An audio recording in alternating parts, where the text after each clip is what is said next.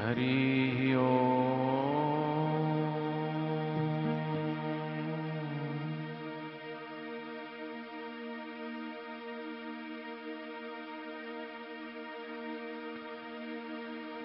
हरि ओम।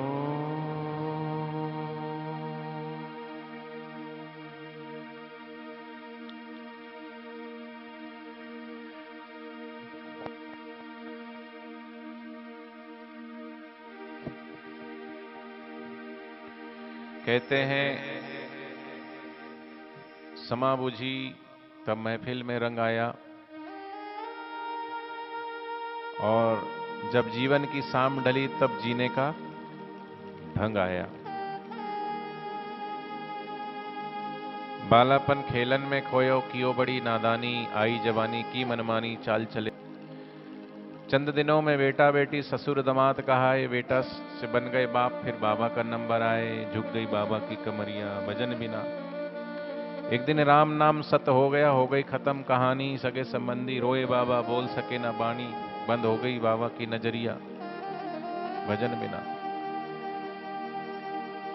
सगे संबंधी रोए बाबा बोल सके न बाणी। तो जीवन की शाम ढल जाए और फिर जीने का ढंग आया तो क्या फायदा। इसलिए सदगुरु कहते हैं कि अभी समय है आपके पास, इसलिए समय है, समय देकर के आप जो कुछ भी प्राप्त कर रहे हैं वो सब एक दिन छूट जाएगा। तो क्या करें फिर? कुछ ना करें?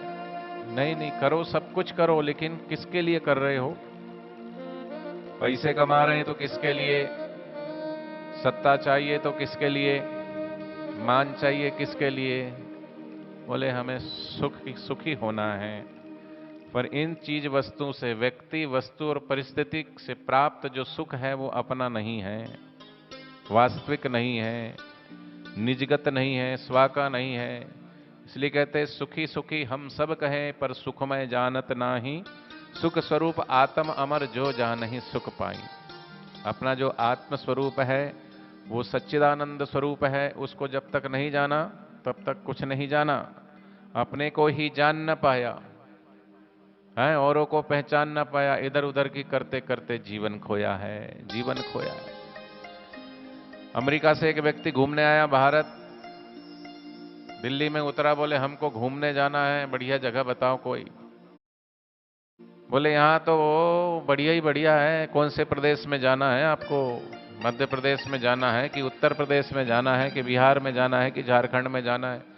हर प्रदेश की अपनी विशेषता है, हर प्रदेश का अपना पहनावा है, हर प्रदेश का अपना खान पान है, हर प्रदेश की अपनी बोलचाल भाषा है। यहाँ तो बहुरत्न वसुंधरा है, वैरायटी है यहाँ पे, कहाँ जाना है? बिहार जाओगे तो लिट्टी चोखा मिलेगा खाने को हैं? गुजरात जाओगे तो खाकड़ा फाकड़ा ढोकला मिलेगा खाने को, और राजस्थान जाओगे तो दाल बाटी चूरमा,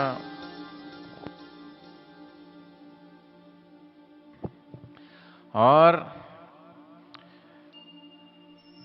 यूपी में जाओगे तो बोले आगरा में ताजमहल देखने को मिलेगा, अयोध्या श्री रामचंद्र जी की जन्मभूमि, मथुरा कृष्ण जी की जन्मभूमि। नहीं नहीं, बहुत अच्छी जगह बताओ, बहुत सुंदर जगह बताओ। बोले सुंदर से सुंदर जगह, बोले चलो जम्मू कश्मीर।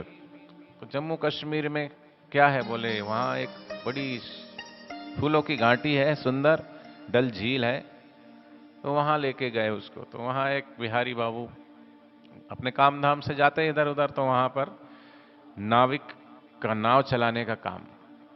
तो अंग्रेज सैलानी बैठा नाव में, बैठता गया, थोड़ा बोलता भी गया, पूछता भी गया, कहाँ के हो? उन्होंने कहा हम बिहार के हैं। बिहार में कहाँ के हो? उन्होंने कहा हम दरभंगा के हैं। अच्छा, तो आपको पता है कि आपके भारत के राष्ट्रपति कौन है? बोले नहीं, हमको नहीं पता भारत के राष्ट्रपति कौन है, हमारे यहाँ तो पत्नियों के पति होते हैं राष्ट्र का भी पति होता है पहली बार पता चला। अरे बोले तुमको राष्ट्रपति का नाम नहीं पता, तुम्हारी 25% जिंदगी गई, बोलो, पानी में। अच्छा, दूसरा प्रश्न हम पूछते हैं कि ये बताओ कि तुम्हारे भारत के प्रधानमंत्री कौन है? बोले हमको ये भी नहीं पता कि भारत के प्रधानमंत्री कौन है, हम तो अपने काम से काम रखते हैं, हम राजनीति से कोई लेना देना नहीं है, हम तो रोजी रोटी कमाने को आए हैं यहाँ पे, हमें क्या पता। अरे बोले तुम्हारी 25% जिंदगी और गई पानी में। चाहिए बताओ बिहार के मुख्यमंत्री कौन है? बोले वो भी नहीं पता हमको, ये भी नहीं पता जहां के हो तुम। फिर और 25% जिंदगी गई पानी में। ये बोल ही रहा था कि तभी आंधी आई, तूफान आया, बिजली कड़कने लगी, बादल गरजने लगे, बारिश शुरू हो गई। अब उस दरभंगा के भाई ने पूछा कि 3 प्रश्न आपने मुझसे पूछे, अब मैं एक प्रश्न पूछूं? बोले पूछो। आपको तैरना आता है? नहीं, वो तो तैरना क्या होता है यही नहीं पता। व्हाट इज दिस तैरना? बोले स्विमिंग आता है स्विमिंग? बोले नहीं आता। अरे बोले साहब आपने 3 प्रश्न मुझसे पूछे और हर प्रश्न में 25-25% जिंदगी मेरी पूछ रहा हूं कि आपको तैरना आता, आप बोलते नहीं पर मुझे आता है। साहब आपको तो तैरना नहीं आता, मुझे तैरना आना है, वो 25% की बची हुई जिंदगी से मैं तो तैरते हुए निकल जाऊंगा, लेकिन साहब आपकी तो 100 में से 100 गई पानी में। जयराम जी की 100 में से 100 गई पानी में। ऐसे ही हमने ये जाना है, वो जाना है, ये पाया है, वो पाया है, हम उसको जानते हैं, हम उसको जानते हैं, उससे हमारी जान पहचान है, उससे हमारे बड़े अच्छे संबंध है, अरे इस पार्टी से हमारे बहुत अच्छे संबंध है, हमारे तो उस अधिकारी से भी बहुत अच्छे संबंध है, पर हमारा परमात्मा से कैसा संबंध है, परमात्मा से कितनी निकटता है। और सबसे जो संबंध बनाए वो बाहर के संबंध बाहर ही छूट जाने हैं, लेकिन जो भगवान और भगवत प्राप्त सदगुरु से जो वास्तविक संबंध है, जो कभी टूटता ही नहीं है, उसको छोड़ के जो भी बनाए हैं वो सब छूटेंगे और टूटेंगे।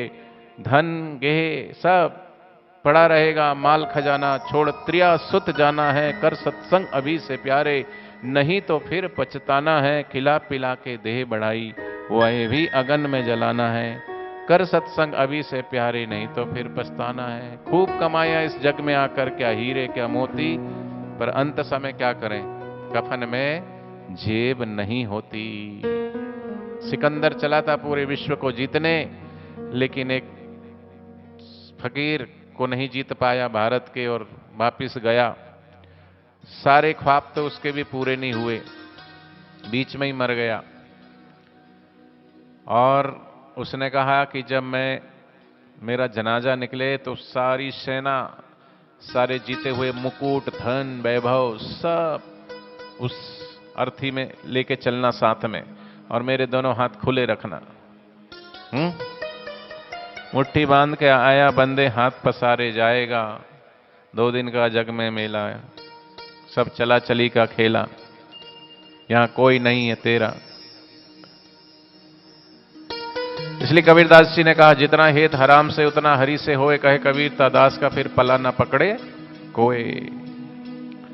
तो ऐसे सदगुरु की शरण में आने से ब्रह्म स्वरूप, विष्णु स्वरूप, ऐसे आइए सदगुरु के चरणों में हम प्रार्थना करते हैं कि जिन सदगुरु की करुणा कृपा से हमें सत्संग प्राप्त हो रहा है, बिनु सत्संग विवेक ना होई, सत्संग से ही विवेक जगता है, और सत्संग भी प्रभु कृपा से, राम जी की कृपा से, हरि की कृपा से प्राप्त होता है,